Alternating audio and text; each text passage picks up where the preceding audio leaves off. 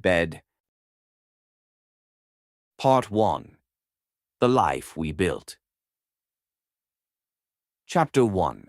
The day I found out my husband wasn't real started like any other Tuesday. I was standing in my kitchen, coffee in hand, watching the rain streak down the window like tears on a glass face. Oregon in November was a study in grays. The sky, the streets, the mood of a suburb settling into its annual hibernation. Willow Creek was the kind of town where people waved at strangers and left their doors unlocked, where the biggest scandal was whether the Hendersons' new fence violated the Homeowners Association guidelines. I'd chosen it for exactly that reason. After 10 years of chasing stories through war zones and crime scenes, I'd traded my press pass for a minivan and a life that promised safety, predictability. The kind of ordinary that felt like a luxury after years of extraordinary. My name is Claire Mitchell. I was 34 years old, and I was bored out of my mind. Mommy Leo won't give me back my crayon. Emma's voice cut through my reverie. I turned to find my 7-year-old daughter standing in the doorway, her arms crossed, her face a perfect storm of indignation. She had Daniel's eyes, that clear, steady blue that could freeze you or melt you, depending on his mood. She'd inherited my stubbornness, though. That was going to be a problem in a few years. "Which crayon?" I asked. "The red one, the good one. He took it, and now he won't—" Did not. Leo appeared behind her, clutching the crayon like it was made of gold. He was 4, with a mop of dark curls and a smile that could charm the devil himself. "I found it. It was on the floor." "Because you knocked it off the table." "Did not." "Did too." "Enough." I held up my hand and they fell silent, both of them looking at me with identical expressions of wounded innocence. It was remarkable, really. They were so different in so many ways, but they'd perfected the art of making me feel like the villain. "Emma, you can have the red crayon. Leo, you can have the blue one. There are 2. Problem solved." "But I don't want blue," Leo whined. "I want red." "Leo? Claire, you okay in there?" Daniel's voice drifted in from the garage. I heard the door open, heard his footsteps on the tile, and felt my shoulders relax the way they always did when he was near. He appeared in the doorway, still in his scrubs, his dark hair damp from the rain. He'd just come back from a night shift at the hospital, another emergency surgery, another life saved. He looked tired, but he was still handsome, still mine. "Just mediating a crayon dispute," I said. "The usual." He smiled and crossed to me, kissing my forehead. "You're a good mom, Claire. You know that?" "I try." He turned to the kids. "How about we all calm down, eat some breakfast, and then we can talk about crayon diplomacy?" Leo giggled. "What's Diplomacy," Emma said, rolling her eyes. "It means talking instead of fighting. Daddy taught me." "Good girl." Daniel ruffled her hair. "Now go wash up. I'll make pancakes." The kids cheered and raced out of the kitchen. Daniel turned to the stove, already pulling out the mixing bowl. I watched him move through the familiar motions, the flour, the eggs, the milk, and felt a surge of love so powerful it almost hurt. This was my life, this ordinary, beautiful, mundane life. I was lucky. That was what I told myself anyway. The call came at noon. I was folding laundry in the living room, half watching a soap opera I didn't care about, when my phone buzzed on the coffee table. I glanced at the screen. Unknown number. I almost didn't answer, but I did. Claire Mitchell. The voice was male, professional, slightly clipped. "This is Detective Marcus Webb from the Portland Police Department. Do you have a moment?" My heart skipped. "Detective, what's this about?" "Are you married to a Dr. Daniel Mitchell?" "Yes, is something wrong?" "Ma'am, I'm going to need you to sit down. We've received a report that your husband was involved in an incident at the hospital last night. We're asking you to come in for questioning." My hands went cold. What kind of incident? What happened?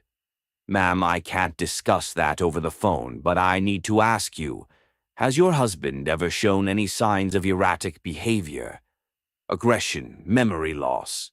I laughed. It was a reflex, a nervous release of pressure. "Detective, my husband is a surgeon. He saves lives for a living. He's the calmest person I know. Ma'am, I think there's been some mistake. Daniel was at work all night. He came home an hour ago. He's making pancakes for our children right now." There was a pause on the other end, the longest pause of my life. "Ma'am," the detective said slowly, "Dr. Mitchell hasn't been at the hospital in 3 days.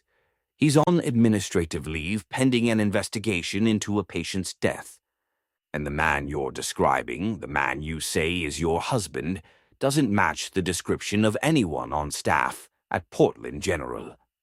I looked toward the kitchen. I could hear Daniel's voice, gentle and loving, asking Emma if she wanted chocolate chips in her pancakes. "Who is this?" I whispered. "Who are you?" "Ma'am, I think you need to come down to the station, and I think you need to do it alone. Do not, I repeat, do not tell your husband where you're going." I ended the call. I sat there for a long moment, the phone clutched in my trembling hand, listening to the sounds of my family preparing breakfast.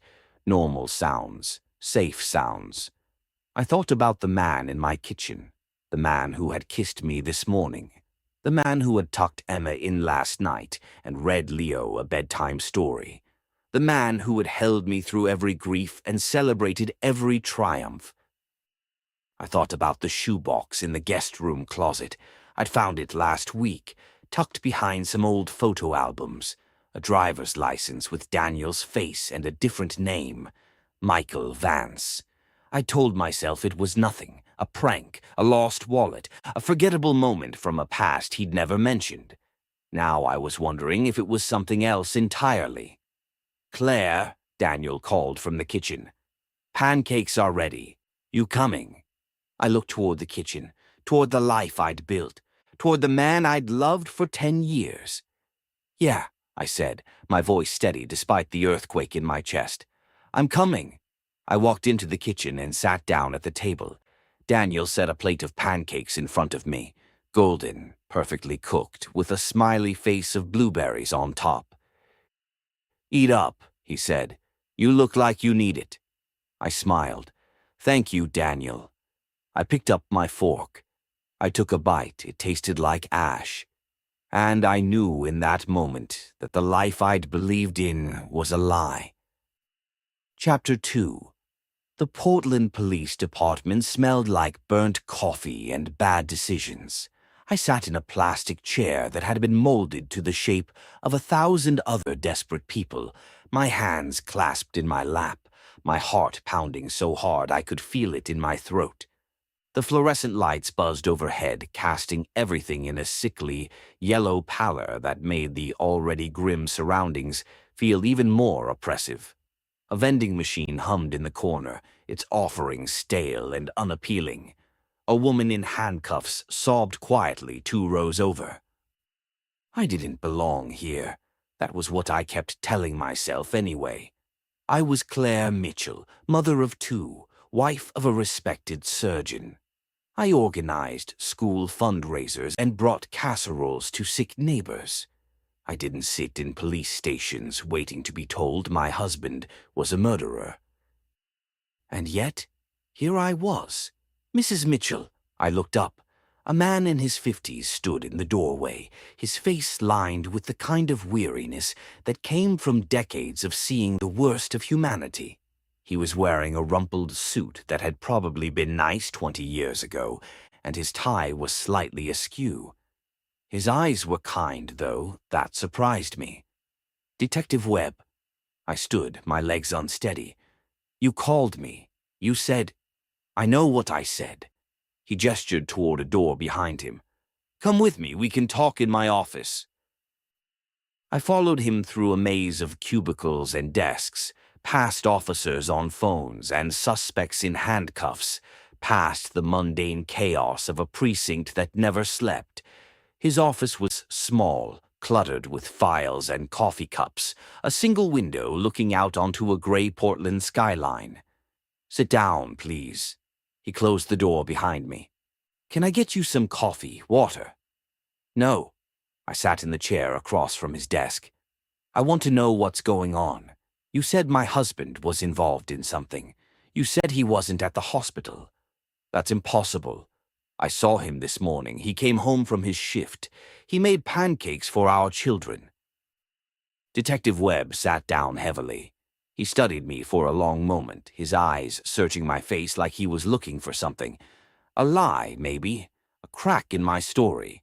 "I'm going to be honest with you, Mrs. Mitchell," he said, "because I think you deserve that. I've been a cop for 30 years. I've seen a lot of things. But this one," he shook his head, "this one is strange." "Strange how?" He opened a file on his desk, pulled out a photograph, slid it across to me. "Look at this." I picked it up. The photo was grainy, clearly taken from a surveillance camera. It showed a man in hospital scrubs, his face partially turned away from the camera. He was walking down a hallway, his hands in his pockets, his posture relaxed. The timestamp read 2:47 a.m. "Is that your husband?" Detective Webb asked. I studied the image. The hair was the same, the build was the same, but something about the face, the set of the jaw, the tilt of the head, felt wrong. It was like looking at a photograph of a stranger wearing my husband's skin. "I can't tell," I said honestly. "The quality is bad. It could be him." "It is him," Webb said flatly. "We've already confirmed it. That's Daniel Mitchell leaving the room of a patient named Harold Finch at 2:47 a.m. on November 12th. Mr. Finch was found dead 3 hours later. Cause of death, an overdose of potassium chloride administered directly into his IV." I felt the blood drain from my face. "Potassium chloride. That's a lethal injection. That's what they use in executions." "Correct." Webb leaned forward. "Mr. Finch was a 73-year-old retired accountant with no known enemies and no reason for anyone to want him dead. He was scheduled for a routine surgery the following morning. He was expected to make a full recovery. Then why would anyone? That's what we're trying to figure out." He slid another photograph across the desk. "This is Mr. Finch's family, his wife, Eleanor, his 2 daughters, his 3 grandchildren. They have no idea why anyone would want to hurt him." "Do you, Mrs. Mitchell?" I shook my head.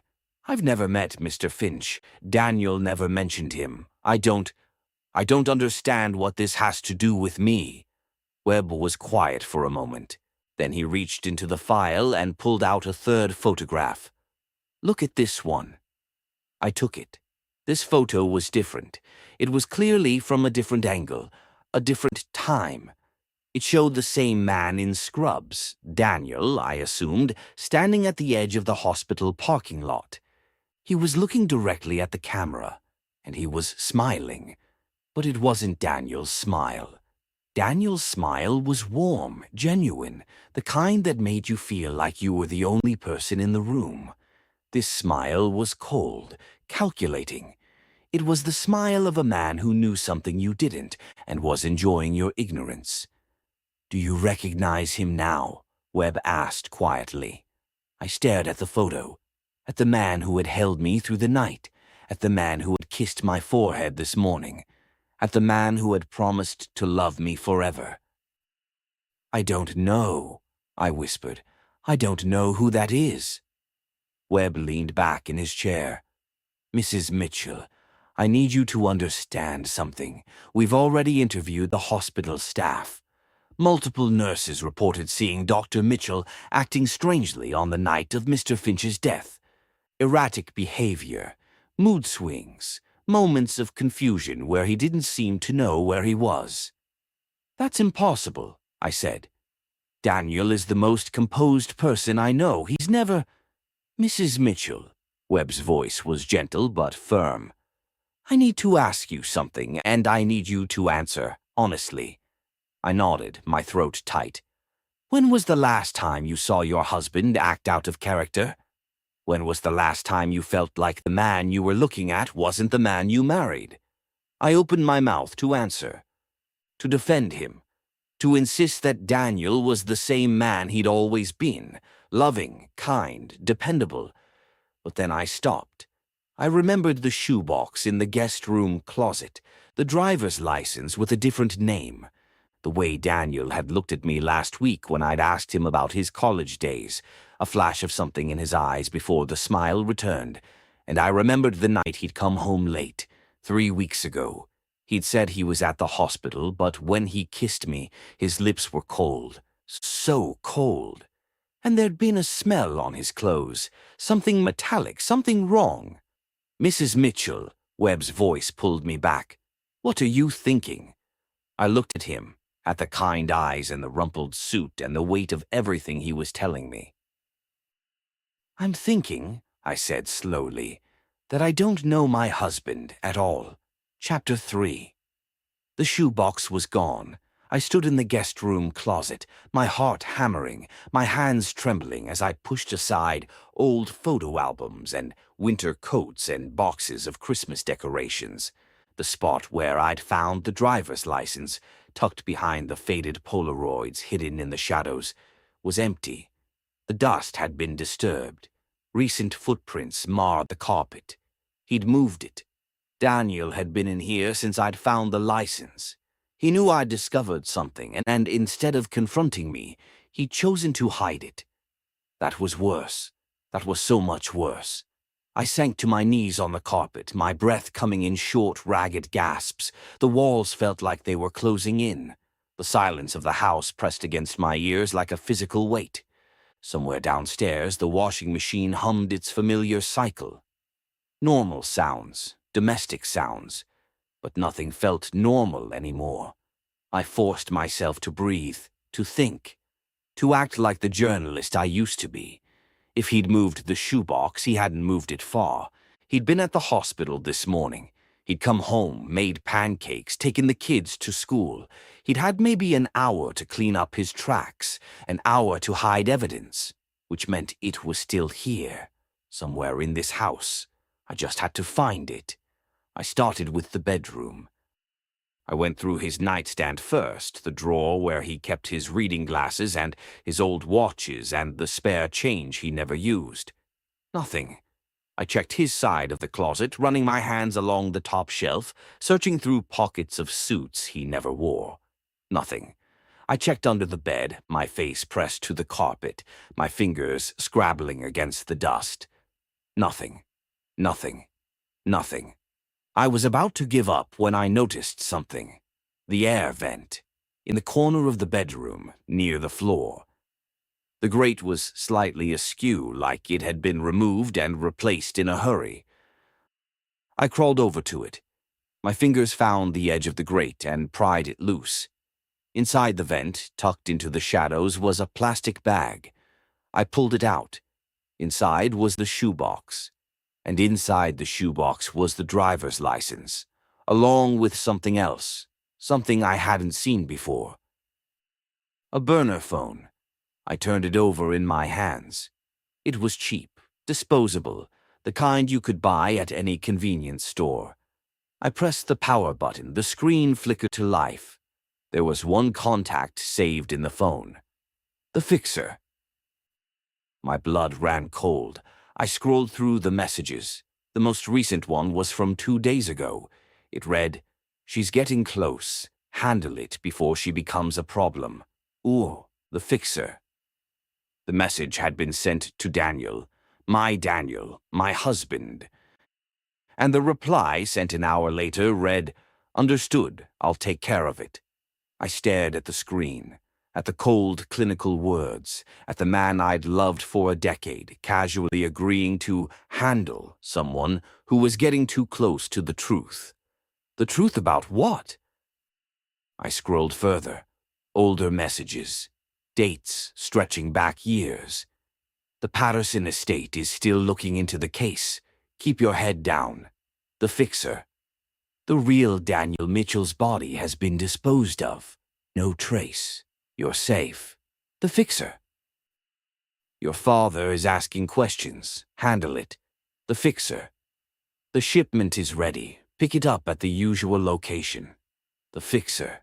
I felt sick. I dropped the phone like it was burning me. It clattered against the floor, and I scrambled backward, pressing myself against the wall, trying to make sense of what I'd just read. Daniel wasn't just hiding a secret identity. He was involved in something dark, something that had been going on for years. And I had no idea what it was. I heard the garage door open. No. I scrambled to my feet, shoving the burner phone into my pocket, shoving the shoebox back into the vent, replacing the grate as quickly as I could.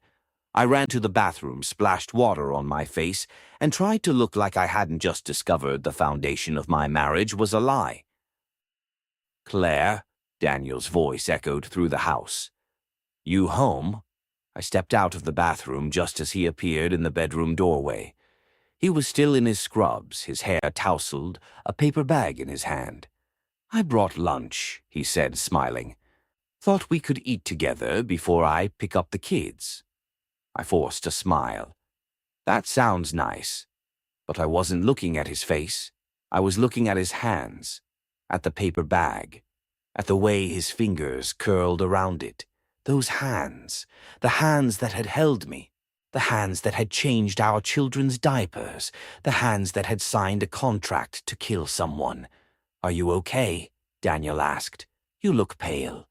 "Fine," I said. "Just tired." He set the bag down and crossed to me, his hands finding my shoulders, his thumbs rubbing gentle circles into my tense muscles.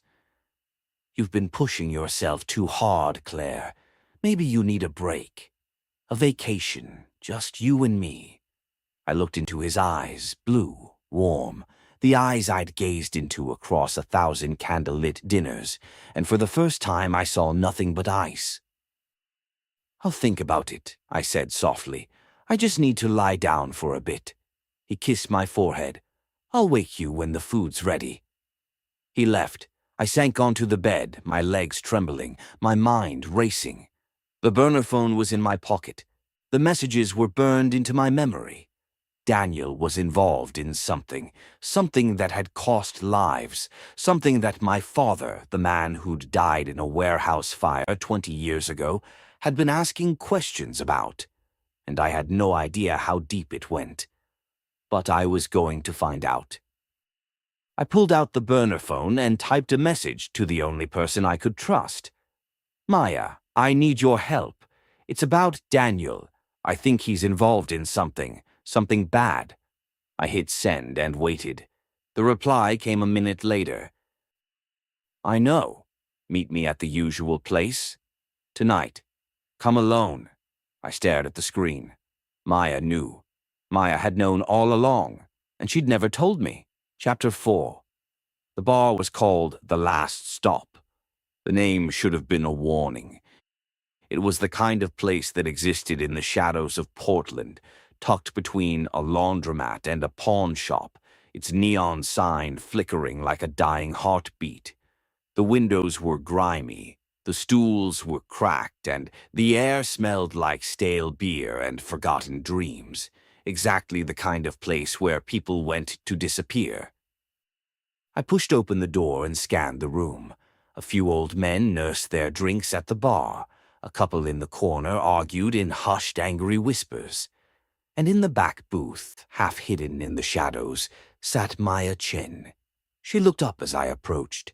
Her face was pale, her eyes ringed with dark circles that spoke of sleepless nights and heavy secrets. She was wearing a black turtleneck and a leather jacket, her hair pulled back in a severe ponytail. She looked like a woman preparing for war.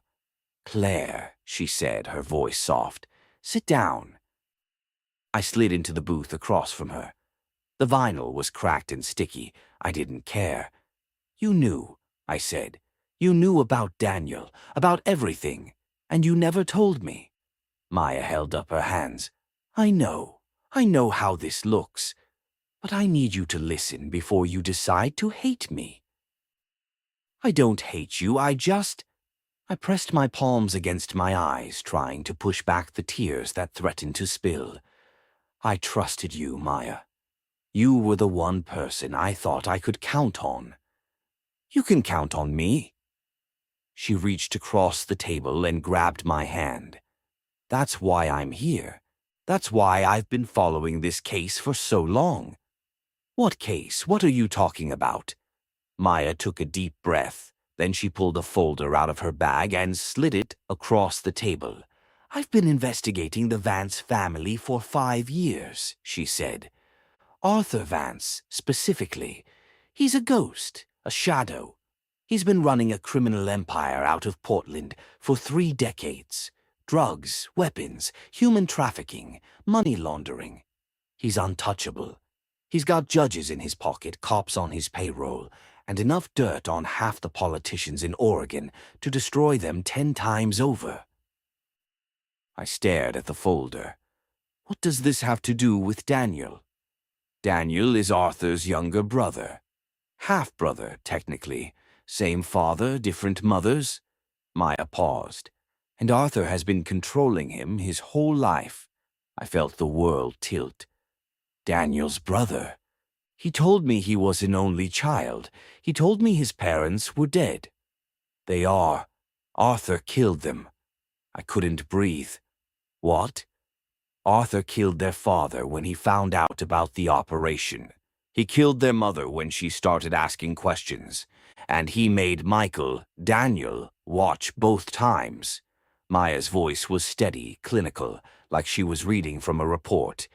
He's been using Michael as his puppet ever since, making him do the dirty work, cleaning up the messes. And when Michael started to crack, Arthur arranged the identity theft. The real Daniel Mitchell was a drifter. No family, no connections. Easy to dispose of. Easy to replace. Dispose of, I repeated. You mean Arthur killed him, staged it as a car accident, and then Michael became Daniel. A new name, a new life. But he was still Arthur's puppet. I felt the tears spilling over. He was forced to do it. He didn't have a choice. Maya's face was unreadable. He had a choice, Claire. He chose to survive. And in doing so, he chose to let Arthur control him. I shook my head. You don't understand. You didn't see him with the kids. You didn't see how much he loved them. He couldn't have. He killed a man, Claire. A man named Todd Patterson. The first person Arthur ever made him kill. I stared at her. Todd Patterson, the name from the fraternity. The one who died in the hazing accident. There was no hazing accident. Todd found out about Arthur's operation, and Michael killed him to keep him quiet. Maya paused. That's the man you married, Claire. That's the man sleeping in your bed. I sat there, frozen, my mind racing. Everything I'd thought I knew about Daniel, about Michael, was a lie. The man who had held me through the night. The man who had kissed my forehead and made pancakes for our children. The man who had promised to love me forever. He was a killer, and I had no idea who he really was. There's more, Maya said quietly. Arthur is still out there, and he knows about you, he knows about the kids. He's been watching you for years, Claire, making sure you didn't find out the truth. Me? I whispered. Why would he care about me? Maya hesitated. She looked down at her hands, then back at me. When she spoke, her voice was almost gentle. Because you're not just the woman Michael married to keep up appearances. You're the woman Arthur's been obsessed with since the day he first saw you. I felt the blood drain from my face. What? He saw you at a party years ago, before you met Michael. He was going to approach you, but then Michael stepped in. Arthur was furious. He's been waiting ever since, waiting for the right moment to take what he believes belongs to him. I shook my head, disbelief crashing over me like a wave. That's insane. I've never even met him. I've never... Claire. Maya reached across the table and grabbed my hand. Listen to me. Arthur Vance is dangerous. He's patient, he's ruthless, and he will stop at nothing to get what he wants. He's been building a case against Michael for years, and if he finds out you've discovered the truth... She stopped. Her eyes flickered toward the door. What? I asked. What's wrong? Maya's face had gone pale. We need to leave. Now. I turned to follow her gaze. A figure stood in the doorway, tall, broad-shouldered. His face was hidden in shadow, but I could see the outline of a gun in his hand. Don't run, Maya whispered. Whatever happens, don't run. The man stepped forward. The light hit his face, revealing a scar across his eyebrow and eyes like chips of ice. The fixer, I breathed. He smiled. It was a cold, reptilian smile. Claire Mitchell, he said. I've been waiting a long time to meet you. Chapter 5. The fixer had killed more people than I'd ever known. I could see it in his eyes, that cold, empty stillness that came from looking into the abyss too many times. He wasn't a man who felt guilt or remorse. He was a tool, a weapon. And right now he was pointed directly at me. Claire Mitchell, he said again, savoring my name like it was a fine wine. Arthur's been waiting for this day for a long time. You have no idea how much trouble you've caused. I forced myself to stay calm, to think, to remember the training I'd never used, the instincts I'd buried under years of suburban domesticity. You're the fixer, I said, my voice steadier than I expected. You're the one who's been covering Arthur's tracks for decades. The letters, the burner phones, the bodies. His smile widened. I'm impressed. Most people don't figure it out until it's too late. Most people aren't investigative journalists. Former investigative journalists, he corrected. Now you're just a housewife, a mother, a woman who made the mistake of marrying the wrong man. Maya shifted beside me. I could feel her tension, her coiled readiness. She was waiting for an opening. I just had to give her one. What do you want? I asked. If you're going to kill us, just do it. But if you're going to talk, at least tell me why. The fixer tilted his head. You're not afraid? Terrified, I admitted. But I'm also curious. Arthur Vance has been controlling my life from the shadows for years. I deserve to know why. He studied me for a long moment. Then he chuckled, a low, dangerous sound. Arthur saw you at a party, he said. 10 years ago. You were young, beautiful, full of fire. He was going to approach you, but Michael stepped in. Arthur's always hated his brother for that. Hated him for taking something that should have been his. That's insane. I'm not a possession. I'm a person. In Arthur's world, everyone is a possession. The fixer shrugged. He's been patient. He's been waiting for the right moment. But now... He pulled out his gun, the metal glinting under the bar's dim lights. The moment has arrived. Maya moved. She lunged across the table, knocking me aside, grabbing the fixer's wrist and twisting it with a speed that seemed impossible. The gun fired, the bullet tearing into the ceiling, raining plaster down on us. The bar erupted into chaos, patrons screaming, chairs scraping, bodies hitting the floor. Run! Maya shouted. I didn't need to be told twice. I scrambled out of the booth, heading for the back exit, my heart pounding so hard I could barely hear anything else. But I heard the fixer's laugh. Running won't help, he called after me. I've been following you for weeks, Claire. I know where you live. I know where your children go to school. I know everything about you. I stopped in my tracks. He was right. He knew everything. And if I ran, he'd just follow. He'd find my mother's house. He'd find Emma and Leo. I couldn't let that happen. I turned back. Maya was on the ground, the fixer's gun pressed against her temple. His scarred face was calm, almost bored. You're going to let her go, I said. Am I? You're going to let her go and you're going to take me to Arthur. That's what he wants, right? Me, not her, not the kids, just me. The fixer raised an eyebrow. You'd give yourself up for her. She's my best friend. I looked at Maya, whose eyes were wide with terror and desperation. She's the only person who ever told me the truth. The fixer was quiet for a moment. Then he lowered the gun. Smart, he said. Very smart. Arthur will be pleased. Maya scrambled to her feet. Claire, no, you can't. Get out of here, I said. Go to my mother's house, take the kids, get them somewhere safe. Claire, go, I shouted. That's an order. Maya hesitated. Then she ran. I watched her disappear through the back door, her footsteps echoing in the alley. And then I was alone with the fixer. He smiled at me, cold and predatory. After you, Mrs. Mitchell. I walked toward him, my legs trembling, my heart breaking. But my mind was clear. I was going to see Arthur Vance, the man who had haunted my family for 3 generations, the man who had killed my father, the man who had destroyed my husband. And when I did, I was going to end this, one way or another. Chapter 6. The warehouse was the same one where my father had died. I knew at the moment the fixer's car pulled through the rusted gates, the same crumbling brick walls, the same shattered windows staring out like hollow eyes, the same smell of decay and forgotten dreams that had haunted my mother's stories for 20 years.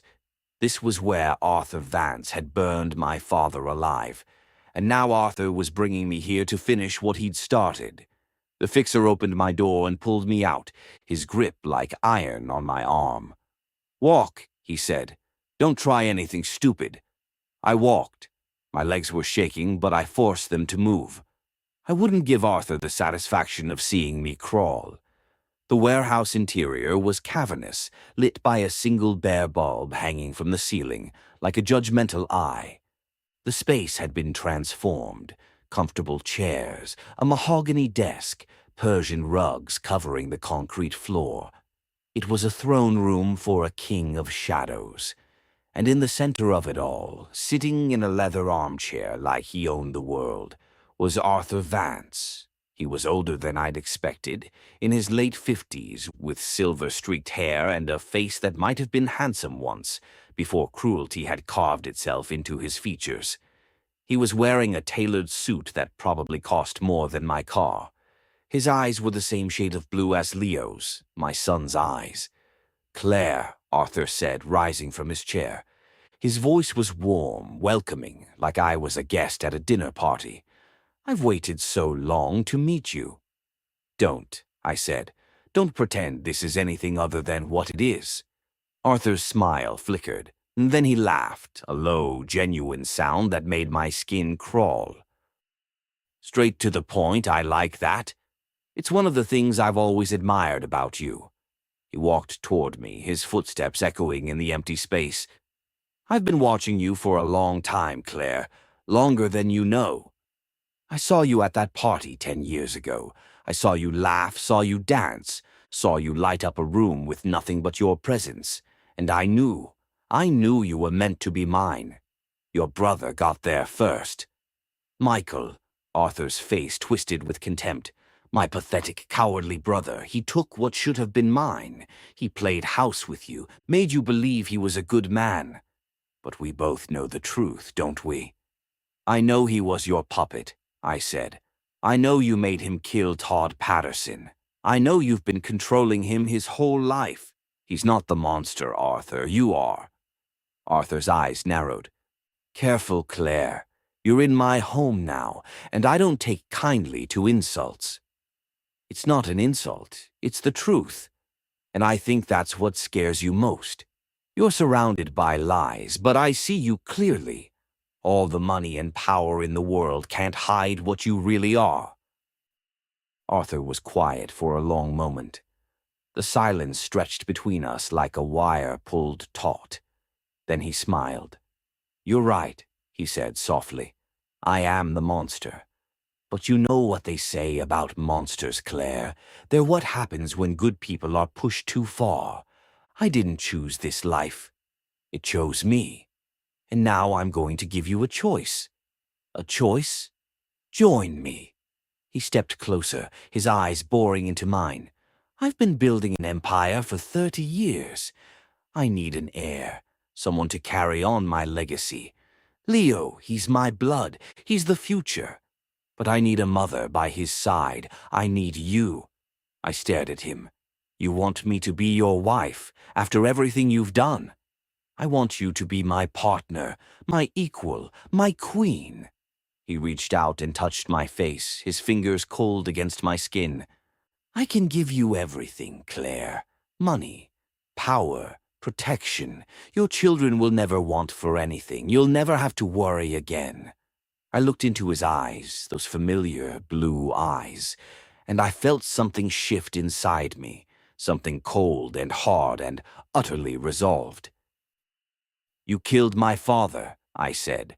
You destroyed my husband. You've been watching me for years like I'm something to be owned. And now you want me to thank you. Arthur's smile faltered. Claire, I'd rather die, I spat in his face. Arthur recoiled, his hand flying to his cheek, wiping away the spittle with a look of pure shock. Then his expression hardened. His eyes went cold. Big mistake, he said. He reached for something in his pocket, a knife or a gun. I didn't care anymore.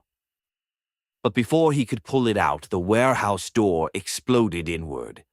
Daniel burst through, his face bruised and bloody, a pipe in his hand like a weapon. Behind him, Maya was shouting, "Get down! Get down!" Arthur spun toward him, his hand still reaching for his weapon. But Daniel was faster. He brought the pipe down on Arthur's arm with a sickening crack. Arthur screamed and fell to the ground, clutching his broken limb. "Don't move," Daniel snarled. "Don't even breathe." Arthur laughed through his pain. "You think this changes anything, Michael? You think you can stop me?" "Michael is dead," Daniel said quietly. "My name is Daniel Mitchell, and I'm not your puppet anymore." He turned to me. His eyes were wet, his face ravaged with guilt and fear. "Run, Claire," he said. "Take Maya and run. I'll hold him off."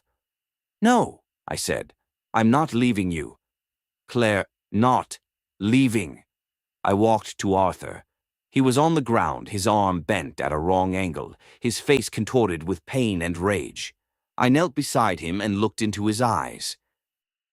"You're going to prison," I said, "for the rest of your life, and I'm going to make sure everyone knows what you did. The murders, the trafficking, the corruption. I'm going to burn your empire to the ground." Arthur smiled through his pain. "You think you've won? You've just begun a war, Claire, and wars have casualties." He reached into his jacket with his good hand. I heard the click of a detonator. "Arthur, no!" He pressed the button. Explosions ripped through the warehouse. Flames erupted everywhere, consuming the rugs, the chairs, the walls. The building was coming down around us. Daniel grabbed me, pulling me toward the exit. Maya was already there, shoving the door open, screaming for us to move. We ran. The flames chased us, hungry and relentless. The heat was unbearable, searing my lungs with every breath. I stumbled, and Daniel caught me, dragging me forward. We burst through the door just as the warehouse collapsed behind us, a roaring inferno that would consume everything inside. Arthur Vance was dead, but his empire was still standing. I collapsed on the ground, gasping for air, my body shaking uncontrollably. Daniel was beside me, his arms around me, his face buried in my hair. "I'm sorry," he whispered. "I'm so sorry." I looked up at the burning warehouse, at the flames that had finally claimed the man who had haunted my family for 3 generations. And I knew it wasn't over. Arthur Vance was dead, but his allies were still out there. His network was still intact, and somewhere in the shadows, someone was waiting to take his place. Chapter 7, The Safe House, was a cabin in the woods, the kind of place where people went to disappear. It belonged to one of Maya's contacts, a former journalist who'd gone off-grid after exposing a corruption scandal that had nearly gotten him killed. He'd left it to her in his will, along with a warning. Some secrets are worth dying for, but some are worth living for. I sat on the worn leather couch, staring at the crackling fire, my body still trembling from the adrenaline and the cold. Daniel was in the kitchen, his hands wrapped around a mug of coffee he hadn't touched. Maya was at the window, her phone pressed to her ear, speaking in hushed tones to someone on the other end. The silence between us was thick, heavy with everything that had been said and everything that still needed to be said. "I should have told you," Daniel said finally. "From the beginning. I should have told you who I really was." I looked at him, at the man who had held me through the night, at the man who had made pancakes for our children, at the man who had killed Todd Patterson and buried the real Daniel Mitchell. "Why didn't you?" I asked. "Why did you let me fall in love with a lie?" His eyes were wet. "Because I loved you," he said. "I loved you from the moment I saw you, and I knew if you knew the truth, you'd never look at me the same way. You'd never see me as anything but a monster." "Maybe I wouldn't have," I said, "but at least I would have had a choice. At least I would have known who I was marrying." "I know." He set down his mug and walked toward me, stopping a few feet away. "I know I don't deserve your forgiveness. I know I don't deserve a second chance. But Claire," his voice cracked, "our children deserve a father, and I want to be that man. I want to be the man you thought I was." I looked into his eyes, those blue eyes, the eyes I'd gazed into across 1,000 candlelit dinners, the eyes that had held so many secrets. "I don't know if I can forgive you," I said, "but I know that I love you, and I know that Leo is your son, not Arthur's, not biologically, but in every way that matters." Daniel sank to his knees in front of me, his face crumpling with relief. "Thank you," he whispered. "Thank you, Claire. I'll spend the rest of my life trying to be worthy of you." Maya cleared her throat. "I hate to interrupt," she said, "but we have a problem." I turned to her. Her face was pale, her phone still pressed to her ear. "What kind of problem?" "Arthur's people," she said. "They're not going to just let this go. He may be dead, but his network is still intact. And they're looking for someone to blame." "Blame for what?" "For Arthur's death, for the destruction of the warehouse, for the exposure of their operation." She paused. "They've put a price on your head, Claire. All of you. Daniel, the kids, your mother, anyone connected to you." I felt the blood drain from my face. "How much?" "Enough to make it worth their while." Maya set down her phone. "We need to get you out of the country. Now." "I'm not running," I said. "I've been running my whole life, from my past, from my fears, from the truth. I'm done running." "Claire," I said, "I'm done." I stood up, my legs steady for the first time in days. "Arthur Vance is dead. His empire is crumbling, and I'm going to finish what he started." "Finish what?" Daniel asked. "What are you talking about?" I looked at him, at Maya, at the two people who had risked everything to save me. "I'm going to bring down his network," I said. "Every single person who ever worked for him, every corrupt cop, every bought judge, every politician who took his money. I'm going to expose them all." "That's suicide," Maya said. "They'll kill you." "Probably," I agreed, "but they're going to kill me anyway if I run. At least this way I get to take them down with me." Daniel was on his feet now. "I'm coming with you." "No," I said. "You're going to stay with the kids. You're going to protect them. That's your job now. Not killing, not hiding, protecting." He opened his mouth to argue, then closed it again. He nodded. Maya sighed. "You're insane, you know that." "Maybe," I smiled, a small, determined smile.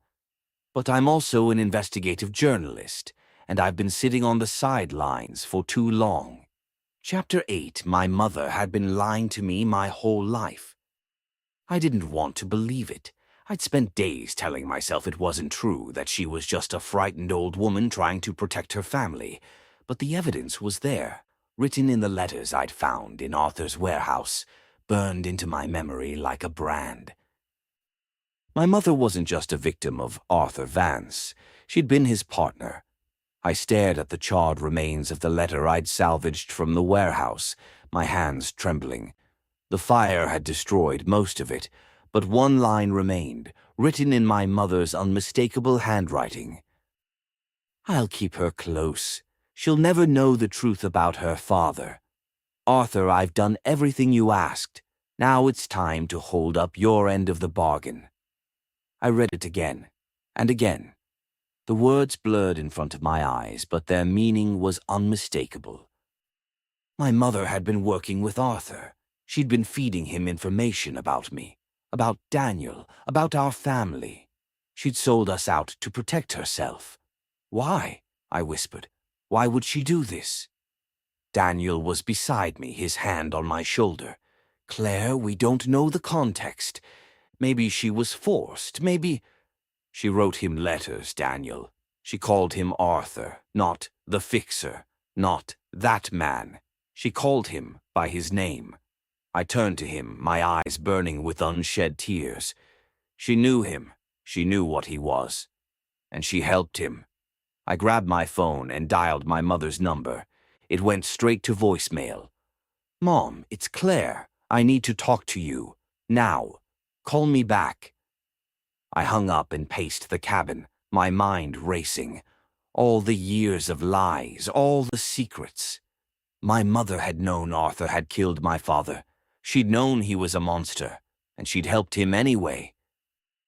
"What would she get out of it?" Maya asked quietly. "What was the bargain?" I stopped pacing. "I don't know, but I'm going to find out." The door to the cabin opened. I spun around, my heart in my throat. My mother stood in the doorway, her face pale, her hands trembling. She was wearing her favorite cardigan, the one with the embroidered flowers, and her eyes were red from crying.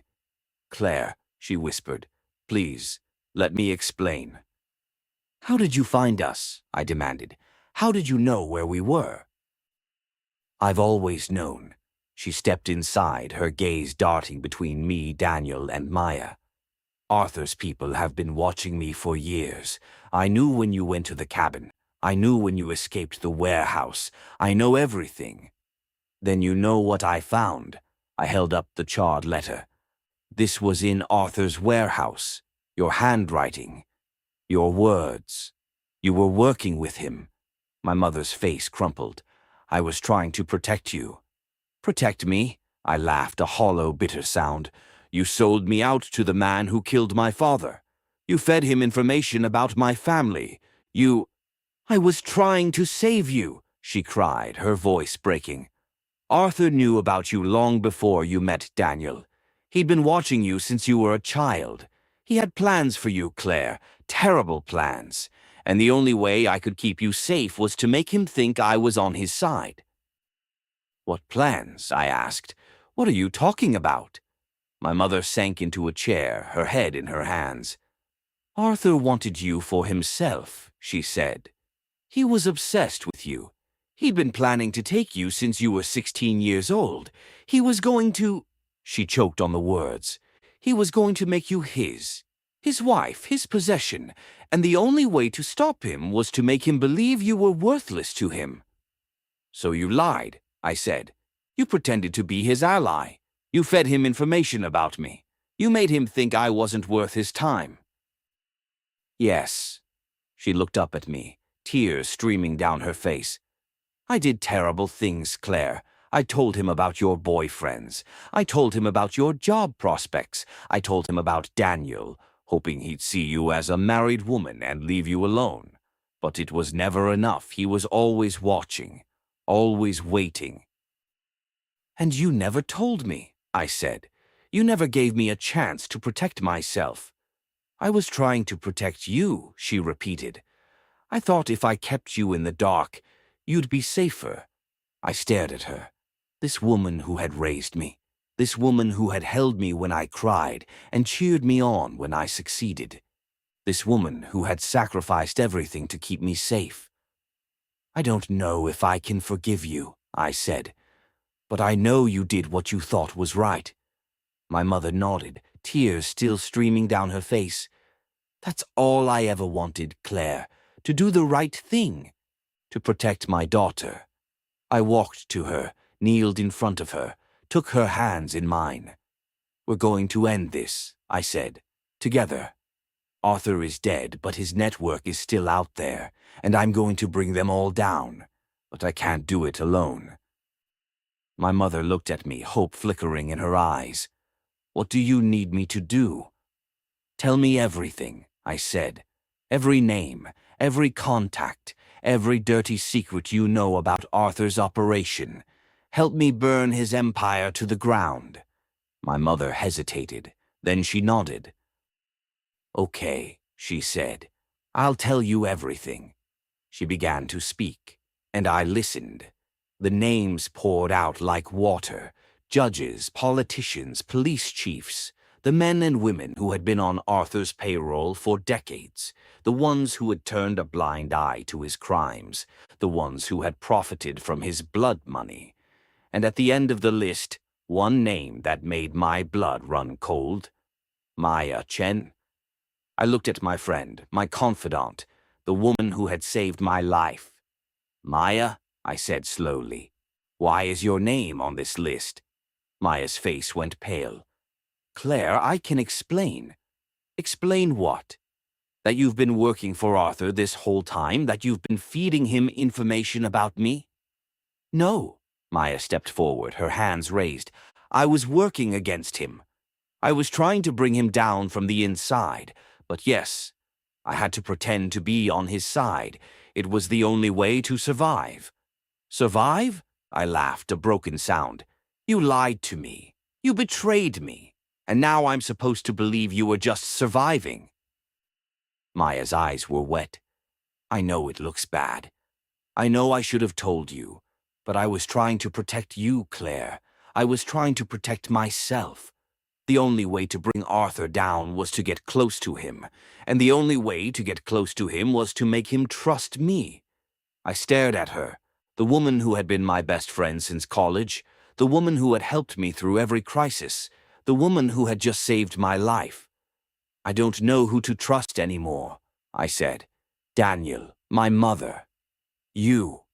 Everyone has been lying to me. Everyone has been manipulating me." "No," Maya said firmly, "not everyone. I know it's hard to believe, but I am on your side, and I'm going to prove it." "How?" Maya pulled out her phone. "I have everything, recordings, emails, photographs, evidence of every single crime Arthur ever committed, and evidence of every single person who helped him." She looked at me, her eyes blazing with determination. "I was going to expose him myself. But I'll give it all to you, Claire. You can use it to destroy his network." I looked at my mother, at Daniel, at Maya. 3 people who had lied to me. 3 people who had betrayed me. 3 people who had loved me the only way they knew how. "I don't know if I can forgive any of you," I said. "But I know we have a job to do, so let's do it." I took Maya's phone, opened the evidence, and for the first time in days I felt something other than fear. I felt hope. Chapter 9. I stood at the podium, the evidence in my hand, and I knew there was no turning back. The press conference was being held in the Portland City Hall Rotunda, a grand space of marble columns and vaulted ceilings that had witnessed a century of political theater. Today it would witness something else. The truth. Maya had called in every favor she had, every journalist, every editor, and every blogger who'd ever owed her a story. The room was packed with cameras and microphones, faces I recognized from my old life, faces that had once been my colleagues. And in the front row, watching me with a mixture of pride and terror, sat my mother, Daniel, and Maya. I took a breath. Then I began. "My name is Claire Mitchell," I said, "and for the past 10 years I've been living a lie. The man I married, Dr. Daniel Mitchell, is not who he appears to be. His real name is Michael Vance, and for the past 2 decades, he's been a pawn in a criminal empire run by his half-brother, Arthur Vance. The room erupted in whispers. Cameras flashed. I held up the evidence, copies of the letters, the photographs, the recorded conversations Maya had given me.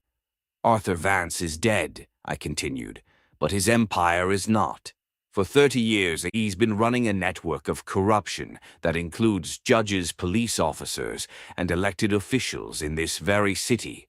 I have the proof, and I'm going to show it to you. I began to read the names. One by one, I exposed them. The judges who'd taken bribes, the police chiefs who'd turned a blind eye, the politicians who'd sold their souls for campaign contributions. Each name sent a ripple through the crowd, gasps, murmurs, the frantic scratching of pens on notepads. The cameras didn't stop flashing. The journalists didn't stop writing. The truth was finally being told. And then the lights went out. The rotunda plunged into darkness. I heard screams, chairs scraping against marble, the chaos of a crowd panicking in the dark. My heart slammed against my ribs as I fumbled for the podium, trying to find something to hold on to.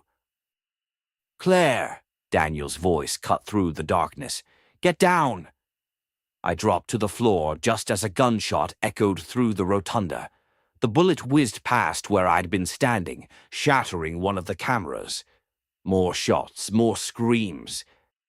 And then from the back of the room, a voice, cold, familiar, utterly calm. "You should have stayed in the shadows, Claire." The lights flickered back on. Standing in the doorway, holding a smoking gun, was the fixer. He was supposed to be dead. He'd been in the warehouse when it exploded. But there he was, his face scarred and burned, his eyes blazing with hatred. "You," I breathed. "You survived." "Arthur's dead," the fixer said, stepping into the room. "But his legacy lives on, and I'm going to make sure his enemies pay." He raised the gun, aimed it at me, and Daniel stepped in front of me. "Don't," Daniel said. "Don't you dare touch her." The fixer laughed. "You think you can stop me? You, the coward who's been running from Arthur his whole life. You don't have the guts." "I have guts," Daniel said quietly. "I have more guts than you've ever had, because I'm not running anymore." He charged. The fixer fired. The bullet hit Daniel in the shoulder, spinning him around, but he kept going. He slammed into the fixer with the force of a man who had nothing left to lose. They crashed to the ground, grappling for the gun. I screamed and ran toward them. Maya was right behind me, her phone in her hand, shouting into it, "Officer down! We need backup now!" The fixer had Daniel pinned. He was raising the gun, aiming for Daniel's head. I grabbed a fire extinguisher from the wall and swung it with all my strength. It connected with the fixer's skull with a sickening crack. He went limp, slumping to the ground. Daniel scrambled backward, clutching his shoulder, blood pouring through his fingers. "Daniel!" I dropped beside him, pressing my hands against the wound. "Daniel, stay with me. Stay with me." He looked at me, his face pale, his eyes fluttering. "I love you, Claire," he whispered. "I love you." "I love you too," I said, tears streaming down my face. "But you're not dying today. Do you hear me? You are not dying today." The police swarmed the rotunda. Paramedics pushed through the crowd. They pulled me away, working on Daniel, their voices a blur of medical jargon. I watched them load him onto a stretcher, watched them wheel him away. And I stood there, covered in his blood, surrounded by chaos and cameras. "It's over," Maya said, her hand on my shoulder. "It's finally over." I looked around at the rotunda, at the journalists, the police, the chaos of a world that had just been turned upside down. "No," I said, "it's not over. It's just beginning." Epilogue, 6 months later. The garden was in full bloom, a riot of color against the green of the Oregon spring. I sat on the porch swing, watching my children chase each other through the flowers, their laughter a balm against the wounds of the past. Daniel was beside me, his arm in a sling, his face finally at peace.